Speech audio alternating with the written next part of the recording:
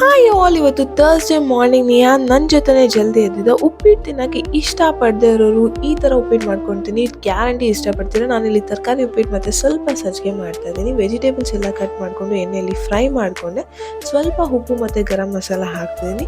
ಮತ್ತು ಮಿಕ್ಸಿ ಜಾರ್ಗೆ ನಾನು ಕ್ಯಾಪ್ಸಿಕಮ್ ಹಾಕ್ಕೊಳ್ತಿದ್ದೀನಿ, ಯಾಕಂದರೆ ನಾನು ಹಾಗೆ ಹಾಕಿದ್ರೆ ನನ್ನ ಮಗ ತೆಗೆದಿಟ್ಬಿಡ್ತೇನೆ. ಸೊ ಕ್ಯಾಪ್ಸಿಕಮ್ನ ನಾನು ಓಡಿಸ್ಲಿಕ್ಕೆ ಹಾಕ್ತಿದ್ದೀನಿ. ಕ್ಯಾಪ್ಸಿಕಮ್, ಬೆಳ್ಳುಳ್ಳಿ, ಮೆಣಸಿನ್ಕಾಯಿ, ಶುಂಠಿ, ತೆಂಗಿನಕಾಯಿ, ಚಕ್ಕೆ, ಲವಂಗ, ಒಂದು ಏಲಕ್ಕಿ ಹಾಕಿ ತರಿಯಾಗಿ ರುಬ್ಕೋಬೇಕು.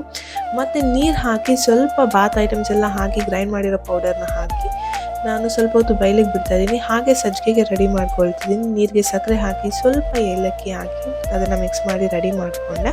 ಅದಕ್ಕೆ ಗೋಡಂಬಿ, ದ್ರಾಕ್ಷಿ ತುಪ್ಪದಲ್ಲಿ ಒಗ್ಗರಣೆ ಮಾಡಿಕೊಟ್ಟೆ. ಉಪ್ಪಿಟ್ಟಿಗೆ ಇಕ್ಕಿರೋ ನೀರು ಕುದೀತಿತ್ತು, ಅಲ್ಲಿಗೆ ನಾನು ರವೆ ಹಾಕಿ, ನನಗೆ ಉಪ್ಪಿಟ್ಟು ತುಂಬ ತೆಳ್ಳಗಿದ್ರೆ ಇಷ್ಟ ಆಗುತ್ತೆ, ಹಾಗಾಗಿ ನಾನು ತುಂಬ ತೆಳ್ಳಗೆ ಮಾಡ್ಕೊಂಡಿದ್ದೀನಿ. ಇವತ್ತಿನ ವ್ಲಾಗ್ ಇಷ್ಟನೇ. ನಿಮಗೆಲ್ಲ ಇಷ್ಟ ಆಗಿದೆ ಅಂತ ಅಂದ್ಕೊಂಡಿದ್ದೀನಿ. ಇಷ್ಟ ಆಗಿದ್ರೆ ಲೈಕ್ ಮಾಡಿ, ಶೇರ್ ಮಾಡಿ, ಹಾಗೆ ನನ್ನ ಫಾಲೋ ಮಾಡಿ. ಬಾಯ್.